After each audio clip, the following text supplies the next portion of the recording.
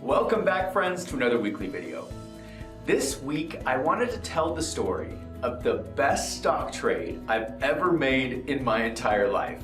And the reason I want to tell this story is because it is directly applicable to what is happening in the financial markets right now, today.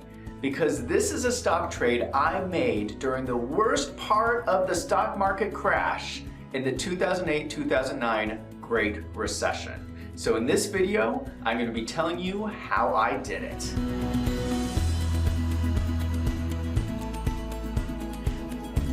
Let me start out with a few disclaimers. I never give investing advice on this channel.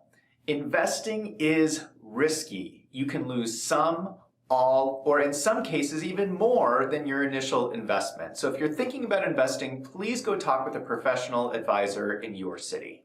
Also, please don't blow this out of proportion. The stock trade I'm about to describe is a really great stock trade, but I make bad trades too, just like everybody else. Sometimes you make good trades, sometimes you make bad trades.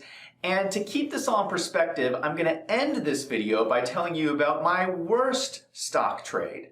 So nobody is perfect and everybody will eventually make a bad trade. Also, I'm not trying to sell anything here. So I'm not selling stock tips, I'm not selling investing advice, I'm not selling consulting.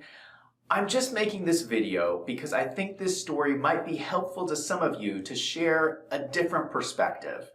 We are all in this situation right now together where the financial markets are crazy and we're all trying to figure out what to do with our stock portfolios. Also, I want to give you a basic understanding of how I handle my finances. So the bulk of my retirement savings is in a big portfolio that is very, very conservative.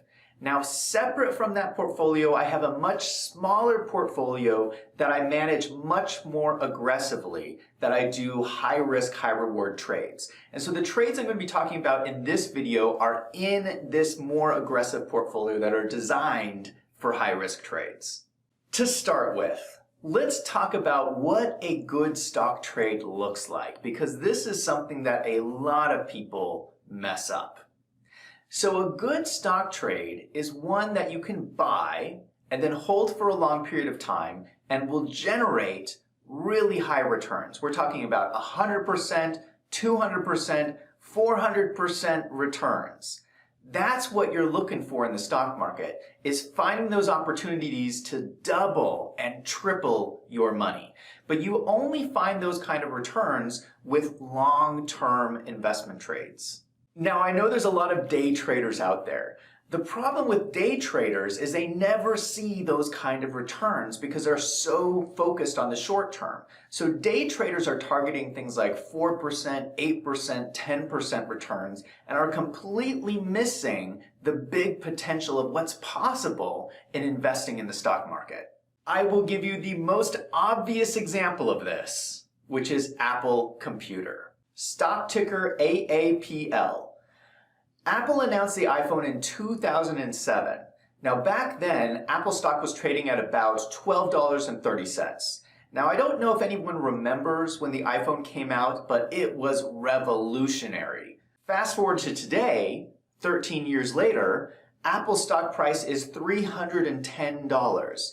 That is over 2,000% return in 13 years plus dividends. That is what I'm talking about when I describe a good stock trade.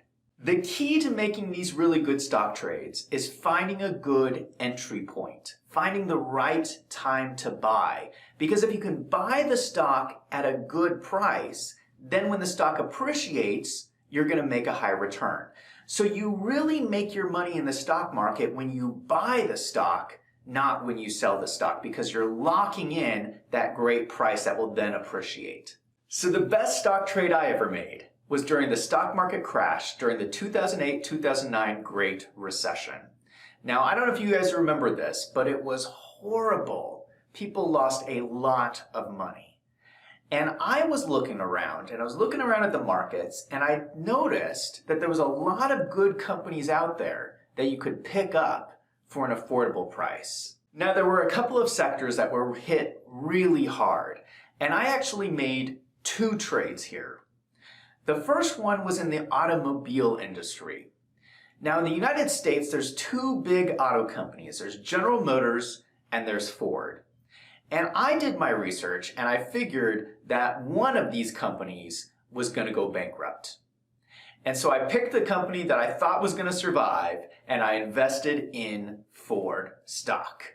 The banking industry was also a disaster. And so I did my research, I looked at all the banks, and the bank I thought had the best chance of surviving was Bank of America. And so I purchased Bank of America stock. 2 weeks after I bought those stocks, the stock market rebounded, and it did exactly what I predicted. Warren Buffett invested a ton of money into Bank of America stock, and Bank of America stock shot up. It made over 200% return in less than a year. In the auto industry, the same thing happened. So General Motors did go bankrupt and Ford stock shot up and made over 400% return in less than a year. And we all know the stock market continued to climb after that. So the lesson here is that even in the worst market situations, there are still opportunities to make money. So if you can keep your head about you and look around for those opportunities, they're out there. Now I'm going to tell you about my worst stock market trade, just to keep things in perspective. And this happened 5 years later in 2014.